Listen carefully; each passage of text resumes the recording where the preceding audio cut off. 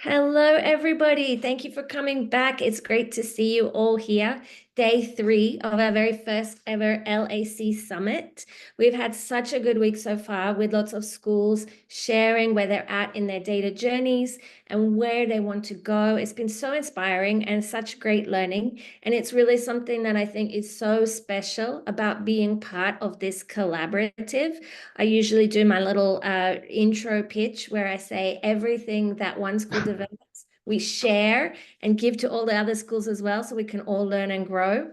And I think this is a great example of that. And I'm not going to do my little intro right now because instead I'm going to hand over to the man himself, Piotr Olczak, our Director of Analytics. And he is going to be showing some of the new features about the LAC and specifically talking about board and operational dashboards. So I'm delighted to hand over to Piotr and please enjoy the talk.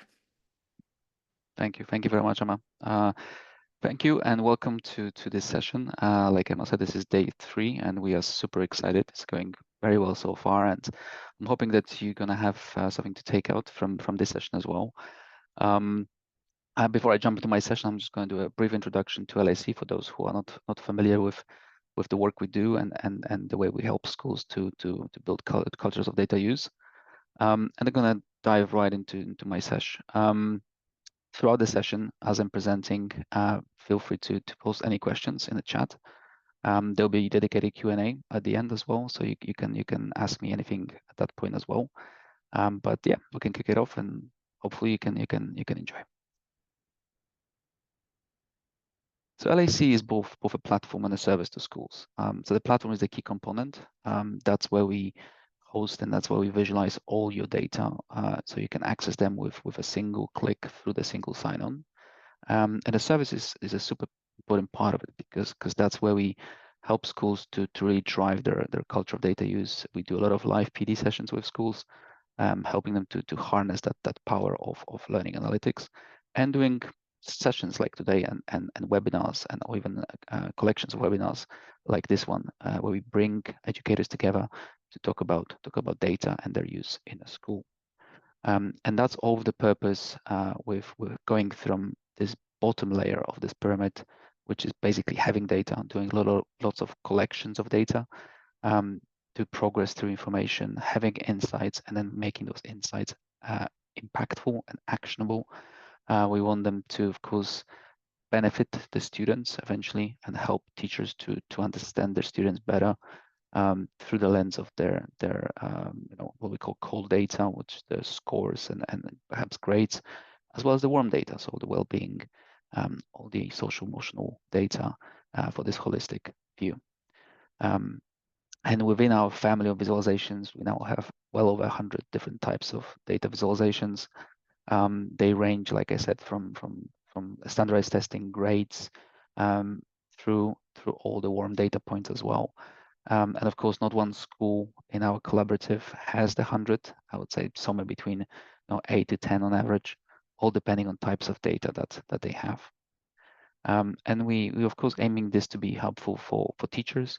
So there'll be views like this one where teachers can go in, see their class, see specific caseloads, select specific students, and combine different metrics in a one complete view to see that full picture.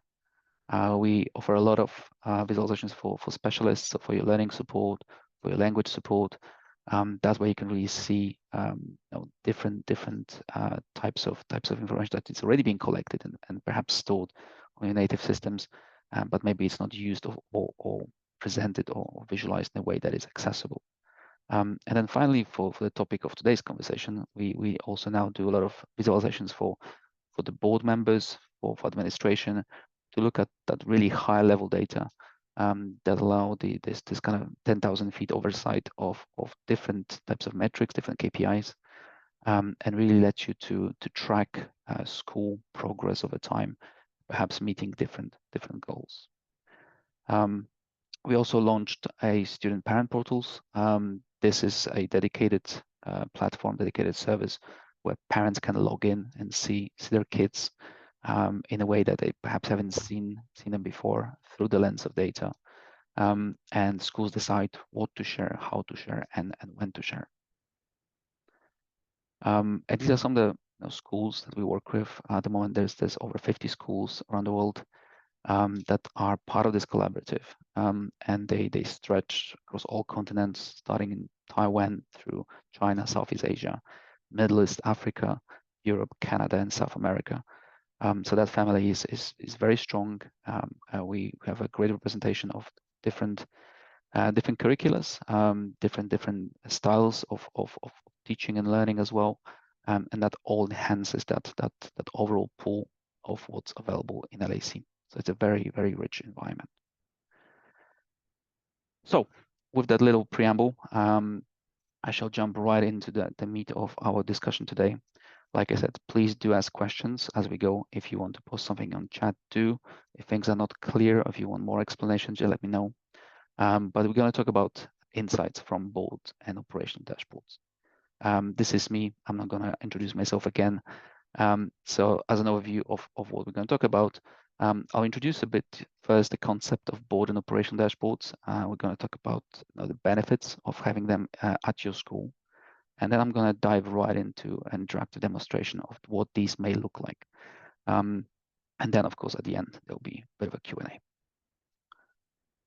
So it's always good to start with why, and I would, this is my why. This is how I understand data and data-informed decision making, which I think even just in the previous session with Aloha, I said that was my kind of go-to thing when it comes to data. Now, I hate to make decisions without being informed, ideally fully informed, but that's not always possible. But definitely depending on high quality data, because then the likelihood that you're going to make the right decision is much higher than not having that data in the first place. So this is my why, and to basically use data for insights to guide those strategic choices.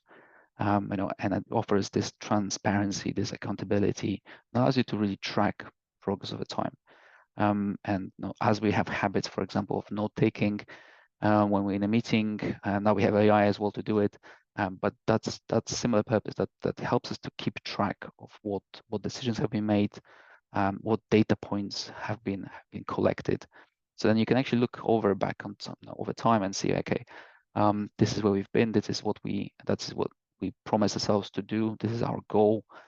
This is our KPI, and then you can actually utilize these data points to track that progress, see where you've been, and see if actually you've been successful in your goals. And that transparency level offers that high level view for board members as well, because of course they will be interested in specific metrics as an oversight body to the whole school, but also for heads of schools, for principals, for anyone who's in that leadership or strategic leadership position when it comes to the schools. So what does it mean for you? I'd love to hear from you. What does, why do you think it's important to have data, and why should that perhaps be a part of decision making? You can come online or put in a chat.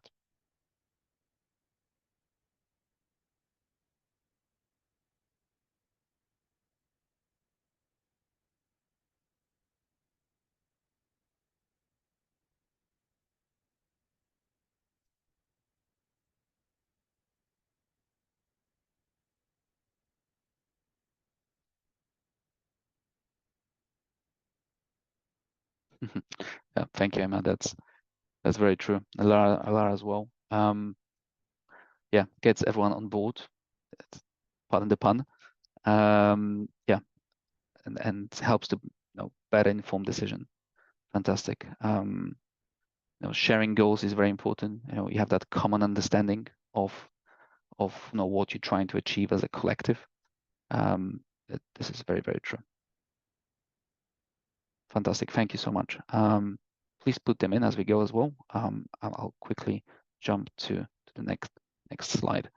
So when you think about board dashboards and the way we think about the board dashboards here at LAC, it's really that it lets you to compile all your critical metrics in one place, and you have that one complete view of your data, and that makes it seamless, again, transparent, very interactive, and that access is right there at your fingertips. So the board dashboards that we are designing and releasing to schools, they are used by board members. The board members get their individual access. School decides what they see, what times of the year they see it as well. And of course, the school administration has a full access to that as well. So when you come to a meeting, if it's a board meeting perhaps that is dedicated to looking at different metrics or perhaps specific topics, you can actually have the same view. So there is no distortion between what perhaps someone brings to a table on a given day, and you're looking at different pieces of paper, different spreadsheets. You're all looking at the same data, and that's when that conversation can be much more meaningful. You can actually focus on the issue at hand, and not necessarily about data discrepancy. And the board dashboards, track progress towards your strategic plan. They can help you to understand what impact you have on your students' skills or achievements, or enrollments, or many other metrics as well. The goal here is that you decide what goes into those board dashboards, and those KPIs, those metrics, can evolve from your internal planning, could come down from your strategic plan that you have, whether it's a 3 or 5 year or even a longer period. That's absolutely fine, or can be something that board has requested. And the goal here is to have all that data available for you again in just one click. And so far, we've seen a multitude of different data points that schools have asked us to visualize. They often also go back to the academic achievement. So whether that's IBDP, MAP, ISA, even MYP certificate, any of the standardized high-level assessments, they also like to add to this palette, and then perhaps visualize them slightly differently to what they're currently visualized on LAC when it's viewed by teachers and someone like an IB coordinator, because again, the purpose of this is a bit different. Schools come forward with asking to visualize finance data, which is not unusual in this space. If you think about that high-level metrics, HR comes a lot as well. Of course, enrollments and admissions, that admission funnel, that progress of your enrollments, sometimes month on month, sometimes year on year. And if any metrics to do with marketing or communications, that is being big part of the data that we see. And then on the other side of the funnel, as it were, what the college admissions look like. I know where the student go, how often they go there. Do we see certain patterns and changes of the years in terms of student choices when it comes to countries or regions, or even specific universities they go to? Also, we've seen quite a few items on sustainability. So any environmental sustainability takes a big part in this. So you can track your perhaps CO2 emissions, your electricity costs, your footprint in general. So something very useful for people who are managing these areas at your schools. And again, that can become part of the same view or the same platform that you all can access, and you can decide who has access to which elements of it. And some of the features of those dashboards may come here as no surprise. We put a lot of emphasis on interactivity of those. Just like with the visualizations you see for teachers and school leaders, we want this to be very accessible, very intuitive, ability to see a certain picture that you set yourself as a goal to have, but then also letting you drill down a bit. So if you want to discover more, or if there's a specific question that comes up in a meeting, you can very quickly, as a group, look at those results without the need to go back to the drawing board, bring that data again to the table, perhaps, and tabled for the next meeting. All of that is there for you to access. Allows you to sort and filter in multiple ways, again, with the aim to let you to have that freedom of types of metrics that you're looking at.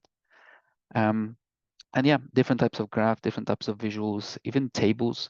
We all say that the world is built on Excel sheets, and to a large extent that is very true. We all often fall back on it as a safe space because that's what we know.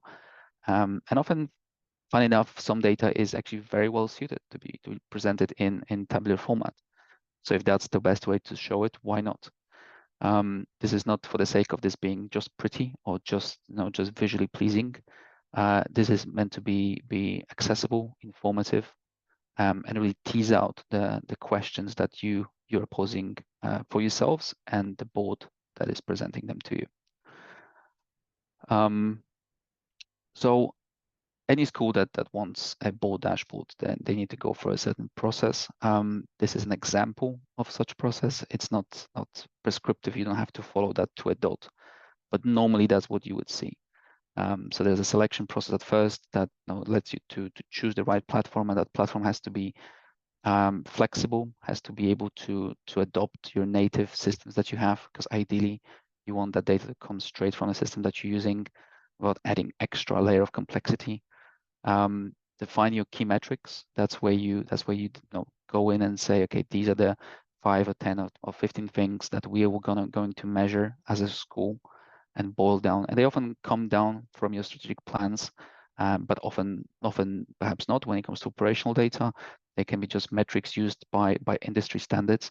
For things like HR or finance, they'll have their own metrics that they like to follow and report on.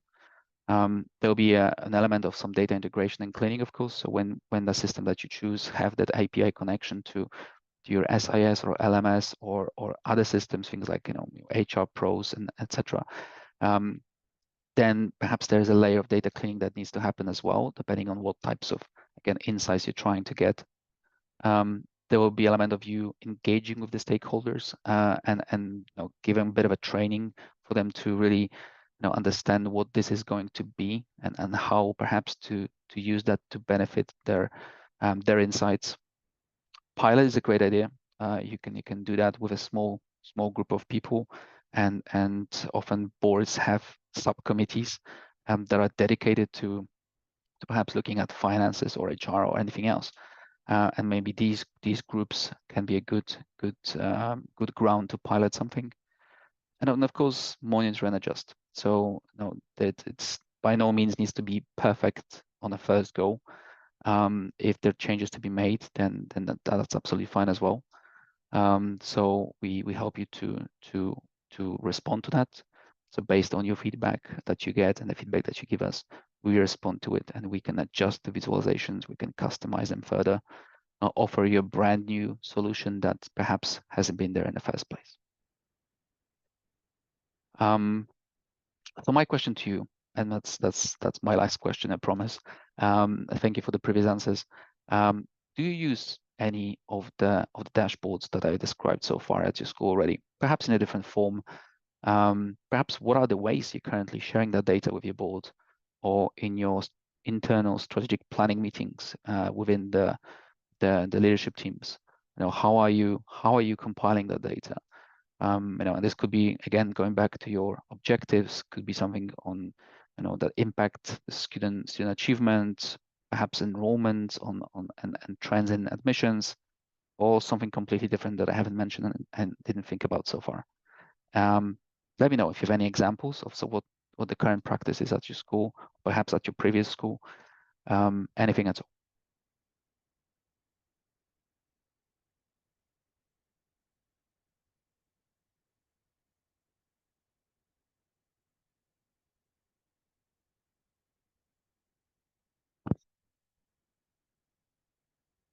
So Andy, thank you. So you're exporting spreadsheets from PowerSchool. Yeah, that's going to be difficult.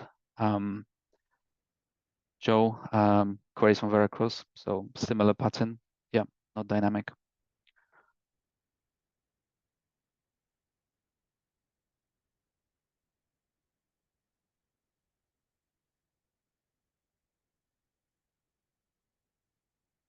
Yeah, and I'm seeing, Andy, your previous comment as well about the different angles. I completely agree.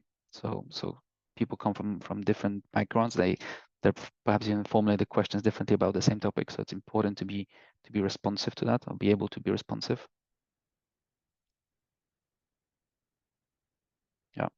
Yeah, in general, any exports and then manipulating data in Excel or Google, it's definitely time consuming. It definitely can be prone to errors. You need to have someone that is dedicated to do that, and not schools have that person, can afford that person. So that does take time. And in fact, what you're saying here is kind of reflective of what we've seen at schools. They often decide to, for the lack of anything better, at the time when they made the decision to just go ahead and download some spreadsheets from different systems and then put something together. Sometimes it's in a spreadsheet, sometimes it's in a PowerPoint presentation, some combination of both. And yeah, it's definitely doesn't give you that flexibility of perhaps drilling down or showing slightly different angle on the data.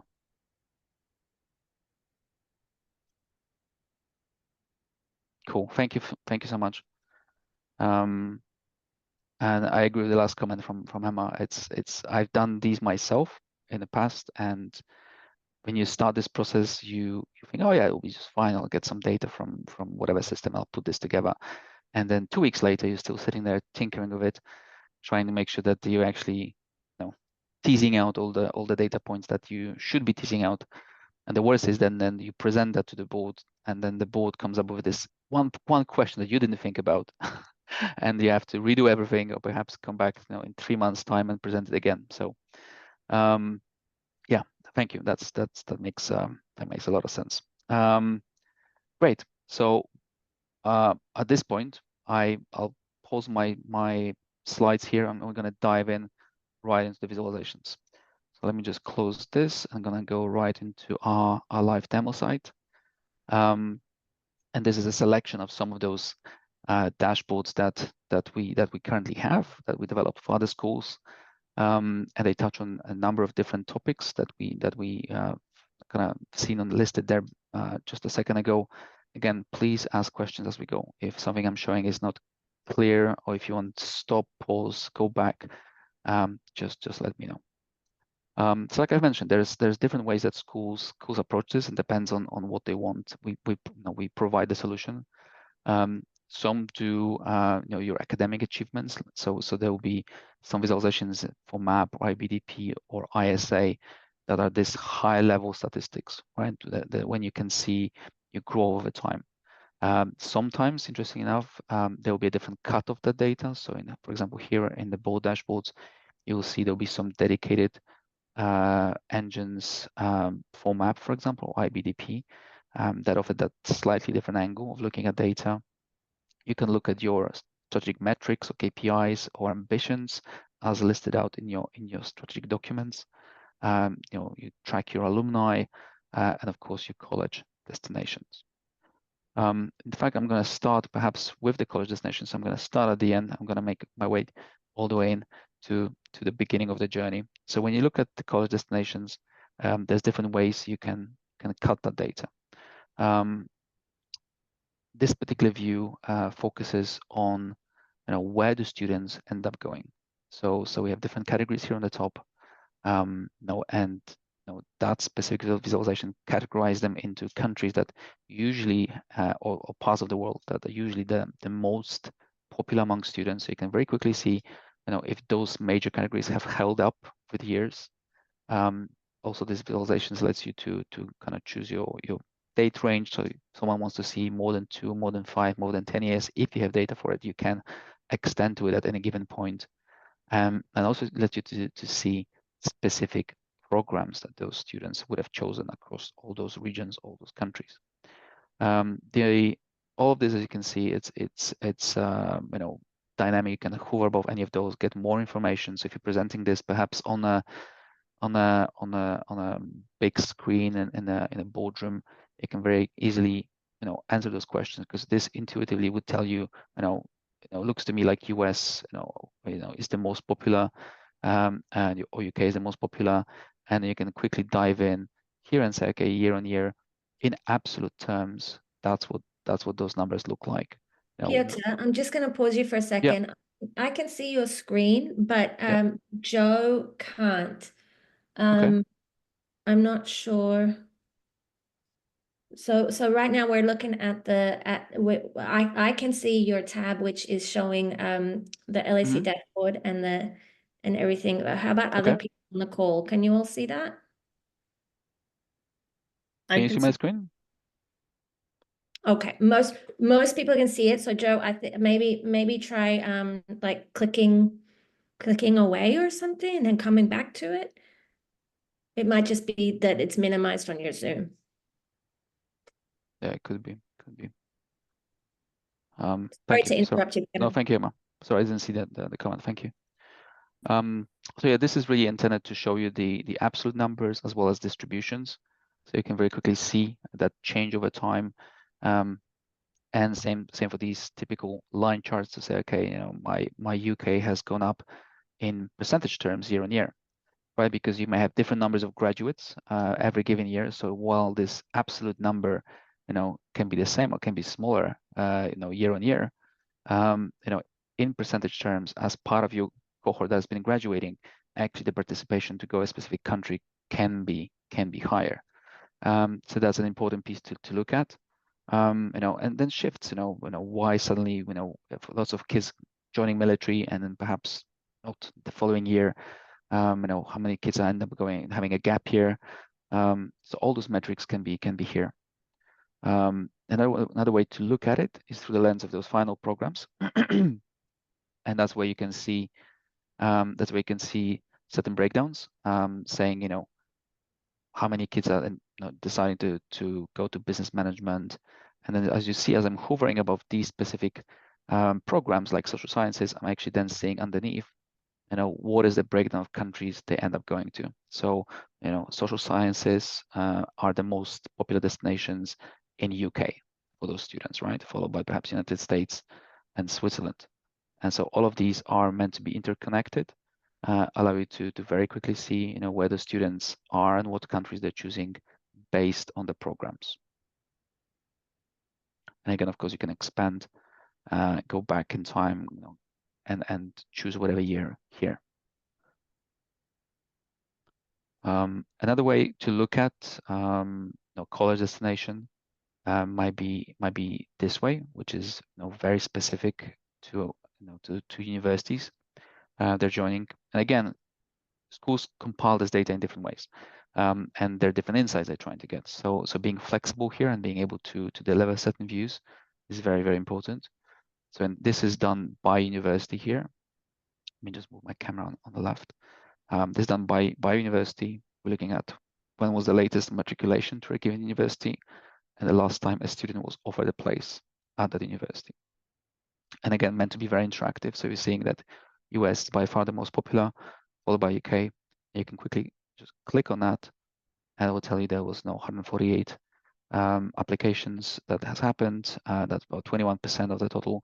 And as I click on that, everything here is evolving around that choice. So I'm seeing exactly which universities these students have applied to or in fact enrolled at.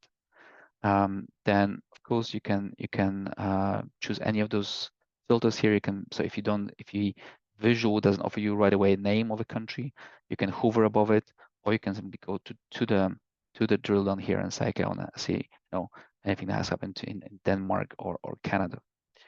Also then look at specific universities, look at all those latest dates that you have here.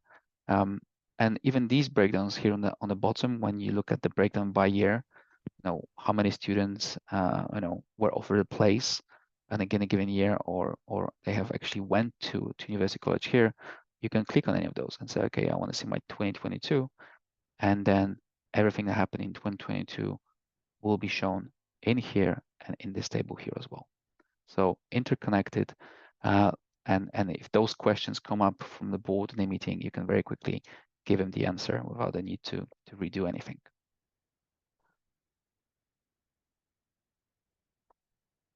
As we move forward, I believe we have one more way to look at graduates. I'm going to show that as well. And that really just speaks about the different types of questions that schools pose and look for different answers. So this is more high level view, simply tracking things over time for the university acceptance rate. Right? What does it look like? For over time for the past few years, you can adjust your date range here, so you can see exactly what years you want to include. The blue line here is your percentage of top choices that got into the university. Green is the second choice, and the orange is the third choice. So you can very quickly over time you can see, okay, that my top choice universities are for the past 2 years have been or 21, 23 have been pretty high, around 96%, but then there was a drop here in 22 and 2022. So we're seeing this sinusoidal pattern here, and you can see very quickly how that changed year on year as well. So what was the increase, what was the drop for any first, second, or third choice universities for students. And then again, more detailed view in the same space. And again, you have one visualization that tackles both, same data feed both. Again, here we're looking at universities. And as in the previous one I showed you, it was more about the countries or the regions that the students were ending up. Here we're looking at specific universities. So if I want to see, okay, what's happening to University of Wisconsin-Milwaukee, I can see how many students actually end up being there. And again, giving you the flexibility, looking at the first, second, third choices or overall. So if you want to combine them all, you can as well for this very detailed view. And I can see, okay, what is my top university in 2023 or the least popular? I can sort by any of those and dive right into those metrics. So all depending on the types of questions that you trying to answer here. Speaking of questions, Piotr, we've got a couple of questions in the chat. Yeah. What kind of files do you need to have to get the alumni tracking working? We have special templates that we can provide you with, but ideally, we would like to connect to the system that you might be using already for tracking those. And school, there's a variety of them. As long as the system has API capability, we can connect to it and pull the data out. So we just need to know the tables the data sit in and the fields that you want us to pull.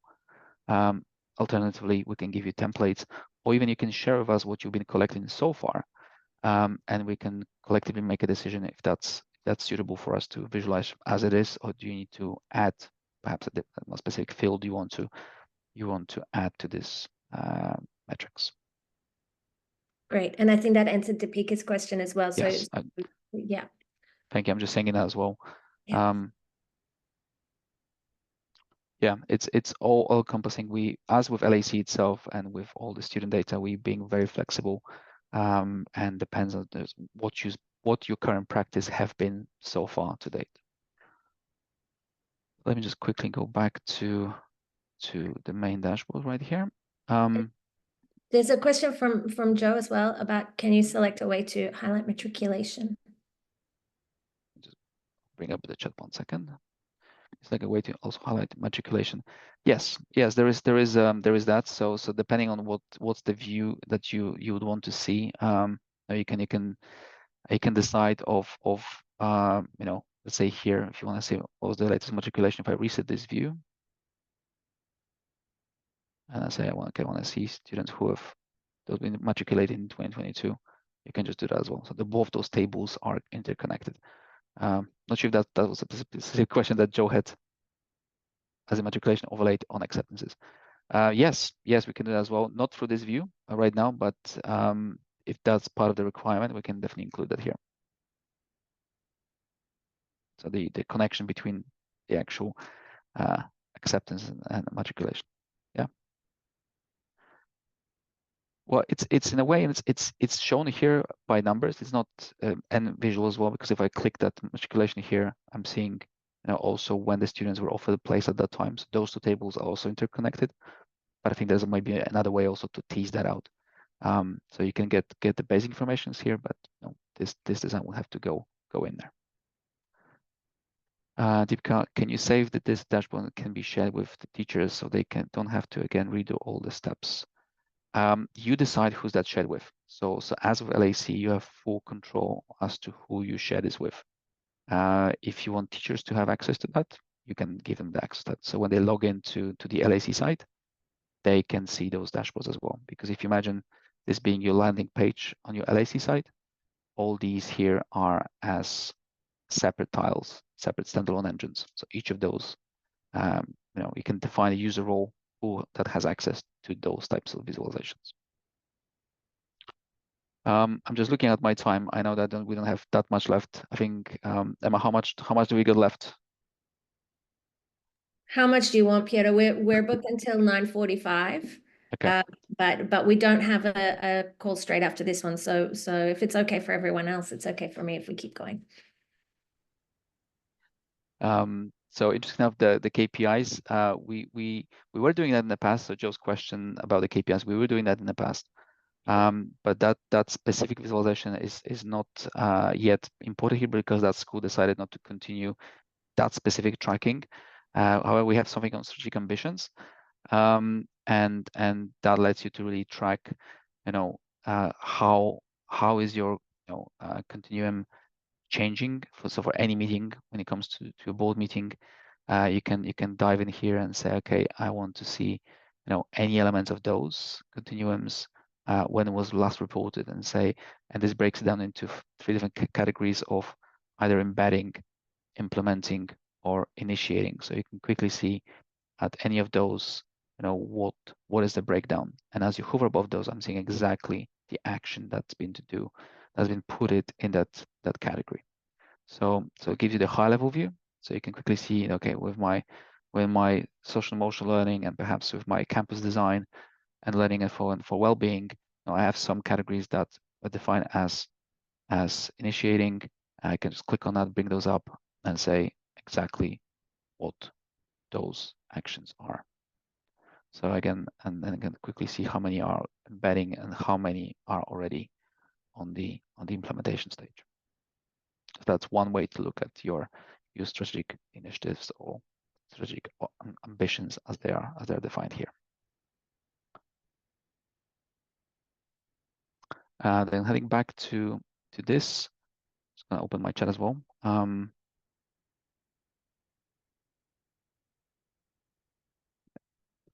Is the nomenclature flexible? Yes, it's so all the labels, all the text you see, you can define. It's not prescribed to all schools. It all comes directly from you. So if you use different nomenclature for any of those, it's coming and you see it exactly like that. The example we don't have here, but it we also do is we do work with groups of schools. So recently we've done a project with CASE, which is the Canadian Accredited International Schools, and we've designed a whole sets of dashboards for all the schools in CASE, which is 100 schools in Canada, that we designed those high level KPIs for. They have about 200, 300 KPIs, and all schools can log in to the same platform and see the relevant KPIs for their schools, track them over time compared to the other schools as well. And Nan actually just did a keynote about that dashboard, and he shows a preview of it. It's really worth a look if you're interested in that. It'll be on the replays for this summit, and it's on our YouTube channel. Perfect. Thank you, Emma. That's a very, very good point. Joe's question, how about visuals and formatting? Again, very flexible.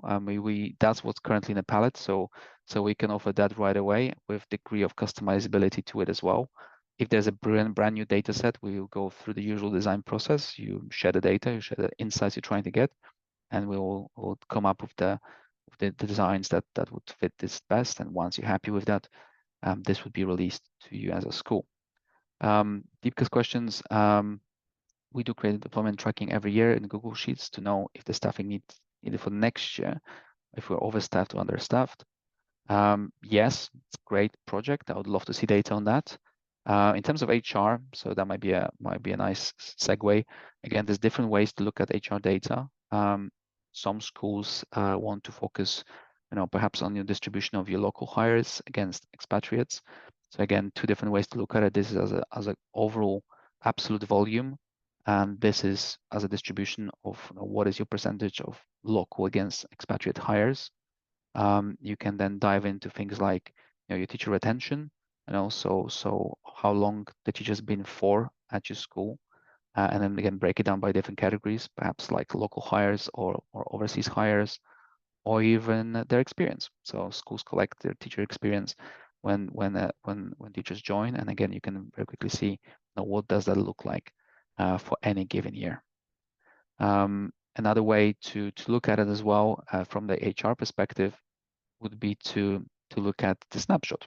So see what does that look like right now for me as a school, right? Where my staff is coming from, so where nationalities, what is the length of service, what is the distribution of age, and the roles they're in. So this is a great example here because you can quickly navigate your way. This can be the very front picture that you show to the board, but then again, you can answer any questions. So if you want to zoom in on USA, you just click on USA and everything will evolve around USA. Now, if you want to look at your staff that is 60 plus, you click on that and you see exactly where they come from, how long they've been in a school, what the roles they're in, etc., etc. So all of those are interconnected, even as deep as if you're recording more than one nationality, and so if someone has multinational, you can add that here and say how many perhaps staff from US have passports from different countries. So yeah, all of that is included in this view.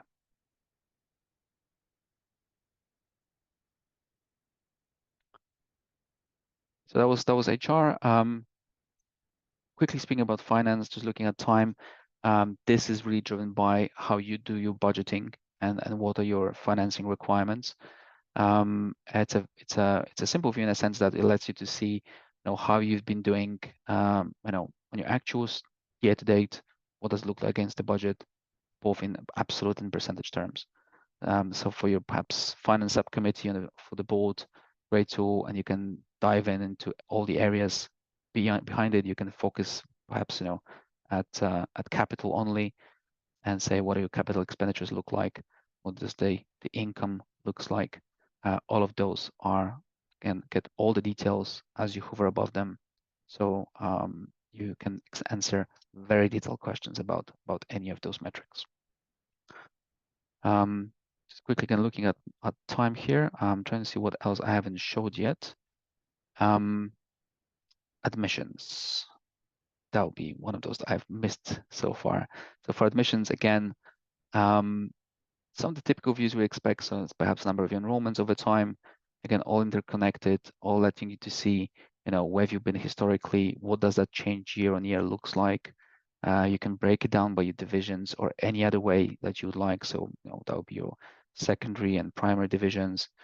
We will feed that data on either annual basis or monthly basis or quarterly basis, how often you'd like this. And you can be as detailed as looking at this by grade level and seeing composition of your grade levels year on year. Another way to look at it as well would be to see, just quickly navigate my way back to the board dashboards here. Another way to look at it would be as well to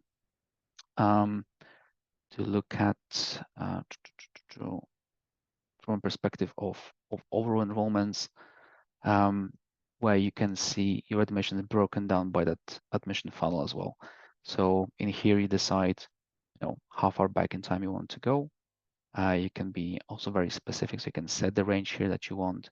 You can be very specific about the months you want to compare. So if you want to do, for example, September to September to September, you can do that here as well.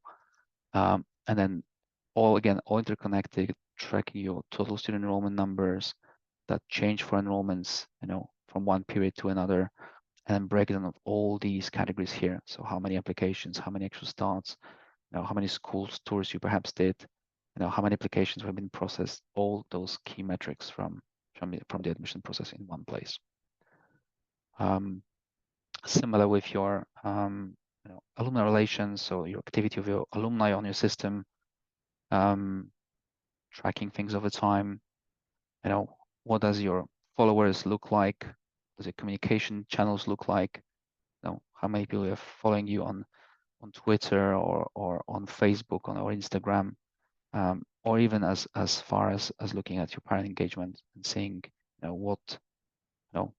how people are coming into this community, how many people are registering for certain events, anything and everything that can be important for a board to, or for you to look at from that high level view. Looking at time, I think I'll pause here. There's some things we didn't touch on, things like student support dashboards or IBDP, but these let you to really dive into those at slightly more aggregate level using the same data as you're already fitting into LAC. So you don't have to re-upload anything for IB, nothing for map. We'll be using the same data. We'll just present them in a different way that's suits your needs. Happy to take any questions. Thank you, Piotr. I think for me, the real takeaway is that we have a lot of different board and operational dashboards here, but these are all ones that schools have requested. And that's the key piece is if you don't see something here, if you have a piece of data that you don't see already on the dashboard, we can look into the best way to create that visualization for you and then for other schools as well. So it's totally customizable, but it's great to see how a lot of those work in action. So thank you. Absolutely. Any last final questions from anyone I can help with?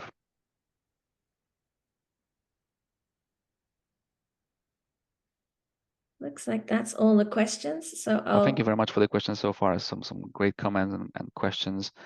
So thank you very much for that. Hopefully that was insightful.